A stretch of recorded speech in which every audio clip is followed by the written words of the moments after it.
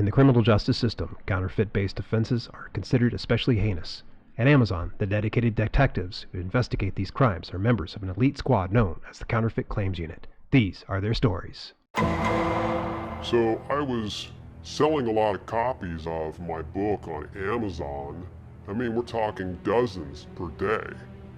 And I was getting a pretty good rank, and everything was awesome until one day all of my books just stopped selling. It just literally just comes to a screeching halt. But I go to check out my product page, and lo and behold, the rank is maintaining. And it got me kind of wondering, like, what's going on here? And so I go to order one of the copies of my book, only to discover that a third-party seller had been selling a fake version of my book. And the reason why it was fake was I opened it up and there was things in there that I hadn't put in there originally. And so I reached out to Amazon to try to take this down, and they ended up taking it down, but I didn't get any earnings in the process. Okay, bad actors are at it again. Oh yeah, that last story is actually true. That really is. Like, that's what is happening right now. There's a full-on dumpster fire going on over in Amazon. Not surprising, obviously. Book sales are up one day, and we're talking like it's consistent over the course of like weeks, months, and then all of a sudden it just drops. You go into your dashboard, it's gone. But you look at your rank, and it's not dropping. Sometimes maybe it's increasing, which if you're not selling anything, your rank is definitely going to be dropping in the Amazon marketplace. So they kind of get you going like, what the heck happened here? So to be clear, Amazon allows third-party sellers to sell your books. If they for some reason find a used copy in a store, or maybe somebody buys it and they decide they're going to go ahead and sell it, they're allowed to do that, and they actually can put it on your product page. Now there's nothing wrong with that. They actually allow that to happen. And in fact, actually, have you ever delisted one of your print books to discover that the product page is still there? Well, they leave that up for the third-party sellers to sell used copies of your book. In fact, it's sometimes kind of crazy if you ever look over at one of your listings and see your book for like $900. Yeah, it's crazy. It's because I'm sure they believe that since they have one of the last remaining copies, that it's a collector's edition of sorts, that, someone's going to spend $900 on it. Yeah. But that's not the issue that we're running into here. It's not the used copies. Those aren't counterfeit. They're selling those legitimately. There are some, though, that are kind of slipping in here. New York Times actually covered this in a post where they talked a little bit about the actual classic of Orson Welles' 1984. And in the article, they actually stated, one reader discovered to his surprise that his new copy of 1984 had passages that were worded slightly different. Another offered photographic proof that her edition was mere gibberish. A third said the word faces was replaced in his copy with feces. Yeah, feces instead of faces. And also, getting Orwell books that skip a chunk of pages seemed to be a routine experience. Yeah, so what's not happening is people aren't just getting used copies. What's happening is third-party sellers are coming in and they're essentially counterfeiting these books and maybe shipping them in from like India or China or wherever else they're doing it, and putting it onto those listings there and kind of disguising themselves as the legitimate listing. Well, in comes Amazon, because obviously they're not going to put up with too much BS. They'll stand it for a little bit, and then before long, when people are really yelling at them and saying, hey, you're stealing my money, you're not taking care of people that are, stealing my intellectual property or even counterfeiting it. So their response came over on June 24th, 2020, in which they said, the Counterfeit Claims Unit, it's a global team made up of former federal prosecutors, experienced investigators, and data analysts, and it will support the company's substantial efforts already underway to protect its store from counterfeits. In 2019, Amazon invested over $500 million and had more than 8,000 employees fighting fraud and abuse, including counterfeit. Amazon's efforts have blocked over 2.5 million suspected bad actor accounts before they were able to make a single product available for sale, and blocked over 6 billion suspected bad listings in 2019. Wow. So they're already actively trying to put out the fires and keep people from coming on there and discovering some of them.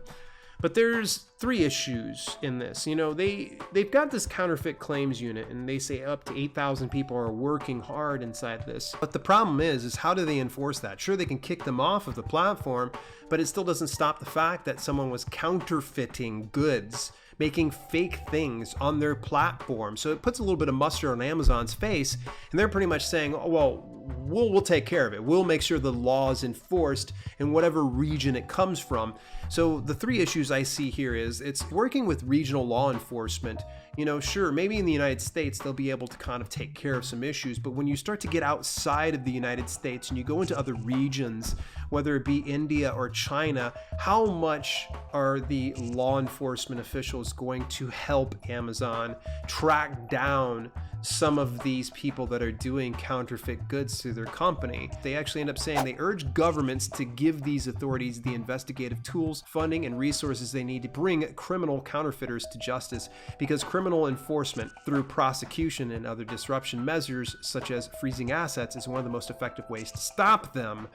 So they're saying essentially like, okay, some of them came in and they were able to use Amazon's platform, and oh, we caught you, and now they're trying to go over to these local, government agencies or, law enforcement and saying, okay, we're going to get them to freeze all the assets because they were stealing from our customers at this point. So freeze everything that they have. And if they have some printers over there that are doing it, you got to freeze those assets, things like that. Yeah, good luck with that. I'm not really sure. Amazon obviously is a $1 billion or $1 trillion company at this point. Maybe they have enough, of a legal team that can handle something like that. But I'm hard pressed to seeing, especially the number of cases, that they're going to be able to get every single one of these things. And it comes up to the next issue now. Can they discover all of them? No, not really. They're going to be allowing most anybody that's willing to put together a seller account on Amazon to put products onto the marketplace, and they rarely ever really vet any of those things. So sometimes it's up to the customer to report the issue. So customers actually have to hit that little report abuse on a specific product detail page to actually report these issues. But here's the issue is there's a few types of customers, and of those customers, you're going to actually have some that will return it. They go, okay, no, this has feces instead of faces, or it's missing 3 pages here. I don't know what the heck happened. What's all these little weird symbols here? I don't understand this. They just return it. They're just going to return it, get a refund. It's whatever. Then you got the other people that will report it. And sometimes they're going to go ahead and pair those two things together. They'll return it and they'll report it. I don't know that there's very much overlap when it comes to that. Not too many people realize there's a report option. Most times they're just going to blame Amazon and just deuce out. Go, oh, this is garbage, Amazon. They send it back and they ask for a refund. They're not aware of the report abuse button that's available on all Amazon pages. And then there's this other majority of people. There's a lot of people that will probably buy a book and maybe let it set and never read it. They just go ahead and they just buy it, and those counterfeiters are hoping that those people will just buy it and never return it or report it. And that's the scary situation. They just live with it and they're unaware sometimes of the two previous things. Some people don't even realize they can actually get a refund from Amazon and how great they are, and how liberal they are when it comes to giving back the money to people when they ask for a refund within the 30-day window, and sometimes even beyond that. And even more so is knowing that the report button's there. Again, some people go, oh, this is a bad product, that's Amazon's fault, not necessarily a seller's fault. People think that's Amazon. So it all kind of falls back on them. And instead, what ends up happening is they have a jaded customer. And the third, really the final issue, who gets the forfeited earnings? Now, when somebody discovers a counterfeit account, obviously Amazon's going to shut it down and they keep all of that money. And it's not like they take that money and disperse it to the person whose intellectual property was violated. They're not sending it to some indie author who was having, say, 36, 48, titles that were doing really, really well 1 minute and drops off. No. Amazon's keeping it for themselves. What are they doing with those forfeited earnings? And are they, when they go for litigation, are they getting that money back that the counterfeit people were taking? So it just kind of makes you kind of scratch your head, because they're not giving it to the people that rightfully deserve it, which is probably the customer who's been screwed over. And if they're not giving it back to the customer, then they need to be giving it over to the IP owner. And the other big thing to kind of think about is, what's stopping bad actors from just getting a VPN, setting up another business account, and just doing it all over?